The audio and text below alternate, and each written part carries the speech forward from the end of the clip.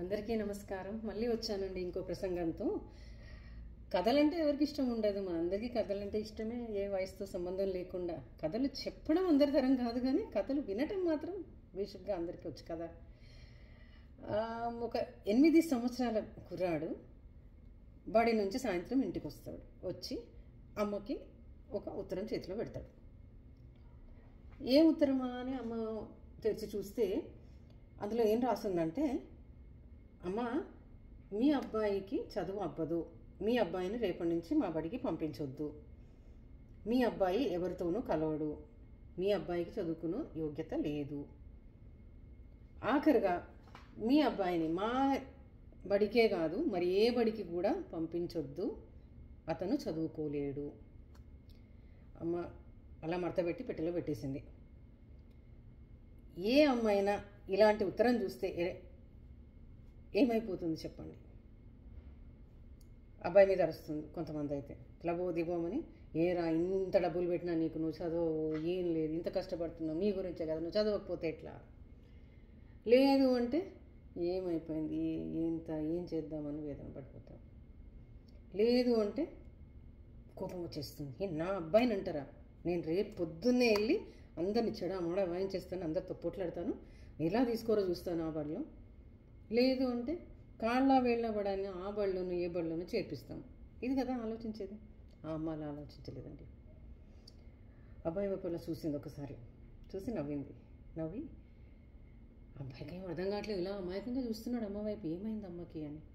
నాన్న, నువ్వు రోజు వెళ్తున్నావే ఆ బడి ఏమంటుందంటే, నీకు చాలా సమర్థత ఉంది, ఆ బడిలో నీకు స్థానం లేదంట నాన్న, ఎందుకంటే నువ్వు చాలా బాగా చదువుతున్నావు, నువ్వు ఇంకో చాలా పెద్ద సమర్థవంతమైన బడికి వెళ్ళమని వాళ్ళు సూచిస్తున్నారు నాన్న. అప్పుడు అబ్బాయి చాలా సంతోషపడి, ఇది ఎట్లా అమ్మ అంటే, నేనే అమ్మ బడి అంటారు దాన్ని, నేనే నీకు చదువు చెప్తాను నాన్న అని చెప్పి ఆ రోజు మొదలుకొని ఆ అమ్మ విద్యాబుద్ధులన్నీ నేర్పించింది ఆ అబ్బాయికి. తనే పాఠశాల, తనే కళాశాల ఆ అబ్బాయిని పెద్ద చేసింది. పెద్దగా అయిన తర్వాత ఆ అబ్బాయి ఏమయ్యాడో తెలుసా? ఊహించండి, మీరు ఊహించలేరు. మనం ఈ వెలుతురులన్నీ చూస్తున్నామే రోజు. లైట్ బల్బుని కనిపెట్టాడు థామస్ ఆల్వా ఎడిసన్. చరిత్ర సృష్టించాడు. ఈ ప్రపంచమంతా ఈరోజు ఈ వెలుతురు చూస్తుంది అంటే ఈ స్కూల్ నుంచి వద్దు అన్న ఈ అబ్బాయి వల్లనే.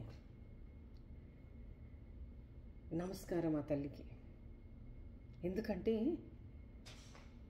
ఒక్క అడుగు అంతకన్నా ముందు ఆ స్కూల్కి, ఆ బడికి నమస్కారం పెట్టాలి. ఎందుకంటే ఆ బడి కానీ ఒక్క అడుగు వెనకడుగు వేసి ఈ అబ్బాయి మాకొద్దు అనేసిందో అప్పుడే ఆ తల్లి ఆలోచించి అడుగు ముందుకేసింది. ఆ నిర్ణయమే చరిత్రలో మర్చిపోలేని నిర్ణయమైంది. ఇదో అంశం. మా చిన్నతనంలో దసరా దీవాళి సెలవుల్లో అమ్మమ్మ వాళ్ళ ఇంటికి వెళ్ళేవాళ్ళం, అందరిలాగానే. పెద్దవాళ్ళు మాకు ప్రత్యేకంగా చెప్పేవాళ్ళు, ఆ 2వ వీధికి వెళ్ళకండి అని. ఎందుకు వెళ్ళొద్దు? మేమందరం పిల్లలు ఆలోచించేవాళ్ళం. తర్వాత తెలిసింది, ఆ వీధిలో ఒక ఇంట్లో దయ్యం ఉందని. దయ్యం ఉందా? వీధిలో దయ్యం ఉండడం ఏంది అంటే వేరే ఎవరినో అడిగితే చెప్పారు, లేదు ఆ ఇంట్లో ఒక అబ్బాయికి దయ్యం పట్టింది. దయ్యం పట్టడం ఏంది? ఇంకా ఉత్సుకత. సరే చూద్దాం, భయపడకుండా ఒక రోజు ఆ ఇంటికి మెల్లగా వెళ్ళి గోడ పైన చూసాం. అక్కడ ఒక 16 సంవత్సరాల కుర్రాడు కూర్చున్నాడు. వాడి కాలు కట్టేసింది గుంజకి. ముందర పల్లెంలో అన్నం ఏదో ఉంది, చెంబులో మంచినీళ్ళు ఉన్నాయి. వాడేదో విచిత్రమైన శబ్దాలు చేస్తున్నాడు, విచిత్రమైన చూపులు చూస్తున్నాడు, అక్కడిక్కడ ఏదో చేస్తున్నాడు. ఉన్నారు ఇంట్లో, ఎవరో పెద్దవాళ్ళు ఉన్నట్టున్నారు ఇంట్లో, ఎవరు మా నాన్న వాళ్ళు ఉన్నారు, వీడొక్కడు అక్కడ కూర్చున్నాడు. చూసాము, అరే దయ్యం అంటే ఇట్లా ఉంటుందా అనుకొని భయపడుతూ మెల్లగా బయటకు వస్తూ ఉన్నాము. అంతలో 2 పిల్లలు ఎవరో ఆ ఇంట్లోకి వెళ్ళడం చూస్తున్నాము. ఆ పిల్లల్ని ఆపినా, మీరు వెళ్ళకండి, ఆ ఇంట్లో దయ్యం ఉంది అని. ఆ పిల్లలు మా వైపు విచిత్రంగా చూసి, ఇది మా ఇల్లు, ఆ ఇంట్లో దయ్యం ఏం లేదు, ఆ దయ్యం అనుకునే అబ్బాయి మా సోదరుడు. ఒక్క నిమిషం ఏమనిపించిందో మాకు తెలీదు. కాస్త మాటలు పెంచి కొంచెం స్నేహం చేసుకున్న తర్వాత వాళ్ళు నచ్చారు మాకు. చాలా చక్కగా మాట్లాడుతున్నారు, మర్యాదగా ఉన్నారు. అరే మంచిగా ఉన్నారు ఈ పిల్లలు అని దసరా పండగకి మా ఇంటికి రండి, అందరం కలిసి ఆడుకుందామని వాళ్ళని ఆహ్వానించాము. దసరా పండుగ రానే వచ్చింది. ఇద్దరు పిల్లలు చక్కగా మా కొత్త బట్టలు వేసుకున్నారు. జమ్మి ఆకు తీసుకొని ఇంటికి వచ్చి అలా బెలా అయిపోయింది. పిల్లలందరం ఆడుకున్నాము. అత్తయ్యలు పెట్టిన పిండి వంటలన్నీ తిన్నాము. అంతా చాలా సంతోషంగా సంబరంగా అయిపోయి పిల్లలు ఇంటికి వెళ్ళిపోయారు. చాలా హ్యాపీగా చాలా సంతోషంగా వెళ్ళిపోయారు. తర్వాత ఇంట్లో వాళ్ళు అడిగారు, ఈ పిల్లలు ఎవరు నాన్న అంటే, అందరం ఒకరి మొహంలో ఒకరు చూసుకొని, ఆ దయ్యం పట్టిన ఇల్లు ఉంది, ఆ ఇంట్లో ఉంటారు ఈ పిల్లలు, మంచి పిల్లలమ్మా. భయపడుతూనే చెప్పాము కుప్పడతారేమో అని. అందులో మొదటగా ఒక నిమిషం నిశ్శబ్దం తర్వాత మా మామయ్య అన్నారు, మంచి పని చేశారమ్మా. అమ్మమ్మ చెప్పింది, అందరూ తెలుసు, ఈ చుట్టుపక్కల అందరూ ఎక్కడెక్కడో అక్కడ ఇక్కడ కూరగాయలు వెళ్ళినప్పుడు అటు ఇటు ఎప్పుడో కలుస్తాం, వాళ్ళ ఆ ఇంటి వాళ్ళని తెలుసు. కానీ ఆ ఇంటి వాళ్ళని ఎవరు ఇక్కడికి పిలవరు. వాళ్ళ మానాన వాళ్ళు ఉంటారు.